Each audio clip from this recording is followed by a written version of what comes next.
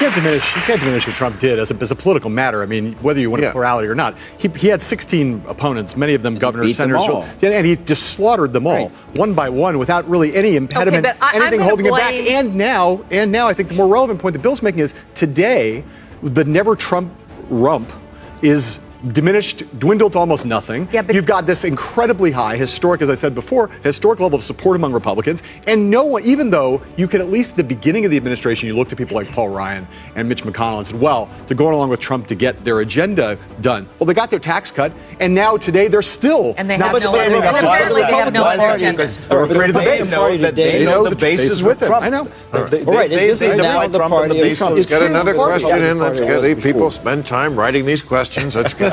In a fiery showdown on Real Time with Bill Maher, a bold conservative challenges the panel with sharp wit and compelling facts, confronting anti-Trump narratives head-on. As he systematically dismantles each argument, the panel struggles to respond, leaving the audience captivated by the intense back and forth.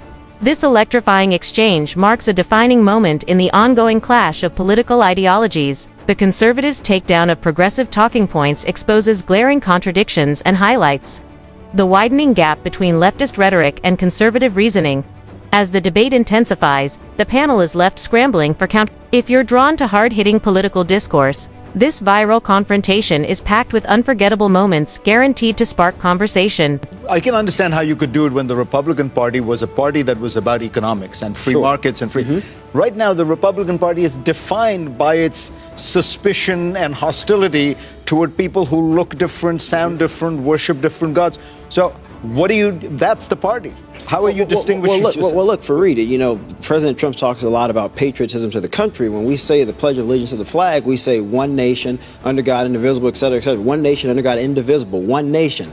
Rhetoric or reality? Do we truly believe we are one nation? And if we are, then that means we recognize and we accept that we are a country compounded of different folks from all over the world, regardless of what they look like, their sex, or their religion. Well, that's not how a lot of your fellow Republicans look at it. Donald Trump certainly, but Donald Trump certainly doesn't look at him. All you had to do is look at, Hurricane Maria and look what happened in Puerto Rico. But we've allowed him, Linda, to define I wouldn't wait Americans. for your invitation to the CPAC. Let's dive into what's really happening inside the Republican Party and the broader landscape of American politics. Right now, there's a clear tug-of-war between the traditional perception of the GOP, often seen as exclusive and rigid, and a new wave of conservatives, including minorities, who are reshaping that image. These individuals are striving to stay true to their principles while also engaging with modern social values, a tough balancing act. On the other side, the left faces criticism for leaning heavily into identity politics, which some argue can divide more than unite. Interestingly, even Donald Trump is being framed by some as attempting a pivot, trying to appear more unifying to win broader support and temper some of the backlash. The political terrain is shifting, and both sides are redefining their roles in real time. This is for you, Sir Michael. You said you can be a minority and a conservative, but can you be a minority and a Republican under this administration?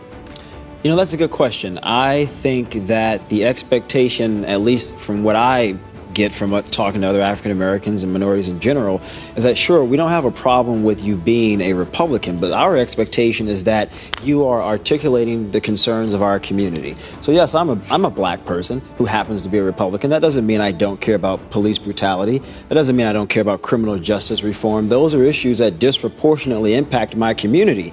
And it is my duty, if you will, when I'm at that table, when I'm in those meetings, to advocate for the issues of my community, because I recognize there will be moments like the moment we see now, where you have a Jeff Sessions running the criminal justice system, and he's rolling back a lot of things that President Obama did with bipartisan support that benefited African Americans. So it is my charge to say, wait a minute here, you're not going to pass policy legislation that's going to continue to disproportionately impact not only black people, but brown people. So I think you can most certainly be a conservative and a minority, but being a Republican right now during the age of Trump, I think is a very difficult thing. Michael, you want to? No, absolutely right. I mean, which is why Sir Michael happens to be one of my favorite Republicans, because what we've seen is a lack. That's big of you. Well, I mean, pretty short list.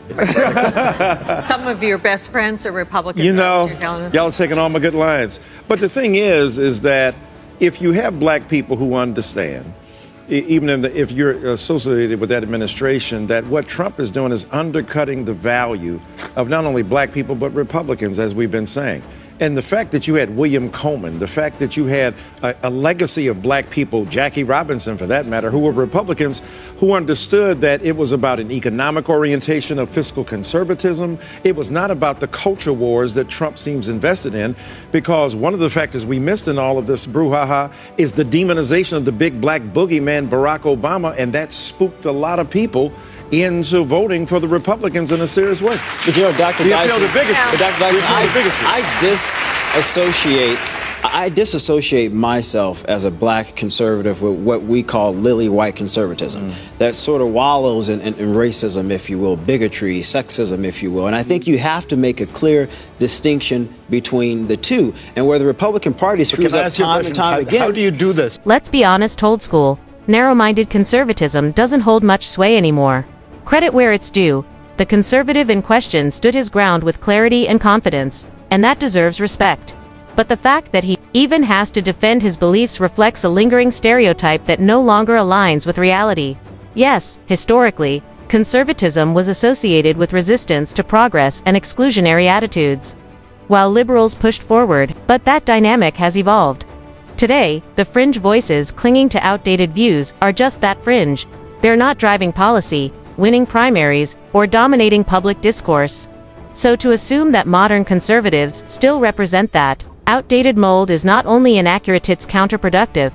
It's time we moved past that mindset. You know, what I was writing about in that book was the post-American world, because you had China rising, you had India rising, you had Europe that had come together. The point I was trying to make was we're in a kind of historical shift of power where these other countries, often that had long been mired in poverty, are rising in economic growth, political power, cultural confidence. And so that world has been going on. You know, the emerging markets were 5% of global GDP 25 years ago. They're now 50% of global GDP. But what I did not predict was that the United States would sort of abdicate leadership of its position. Because I argued the United States would still be incredibly powerful. It would set the agenda. It represented, you know, the values. It had a way of being able to be the leader.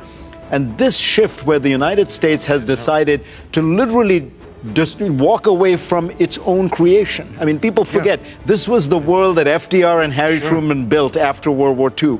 And to see, you know, the Europeans, as I say, are sort of surprised because they don't quite understand it. They're like, wait, you built this house and now you want to set it on fire? I'm less surprised that a Trump could rise. I mean, that has happened in countries where, as how quickly the Republican Party just completely got behind him.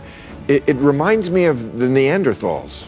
You know, no, really. I love ancient archaeology and that kind of stuff. So, like, you have the humans and the Neanderthals who are sharing the planet from about 100,000 BC to about 40,000 BC, and then suddenly, no more Neanderthals. I think because humans, they figured out the blowgun, so they could kill you from 10 feet away. I'm getting this from the movie Quest for Fire.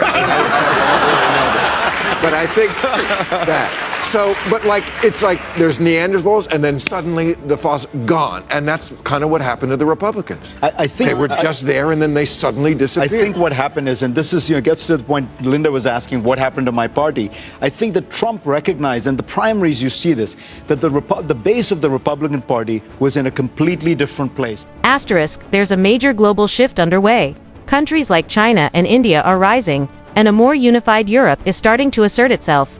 This isn't just about economic growth, it's about political influence, cultural confidence, and a redefined world order. Fareed Zakaria notes that the US isn't being pushed aside, it's stepping back voluntarily. Think about it. After World War II, under leaders like FDR and Truman, the US built the global framework that has shaped the last several decades. Now, it seems we're dismantling that legacy by choice, creating a vacuum. Our allies are left uncertain. International institutions are destabilizing, and in the absence of American leadership, a more fragmented, post-American world is taking form, one not necessarily grounded in American values. This goes beyond foreign policy. It's about whether the U.S. still wants the leadership role it spent nearly a century building. Thank you for being part of this important conversation. If you found this discussion thought-provoking, be sure to like, share, and subscribe for more insights and debates that challenge ideas and spark dialogue.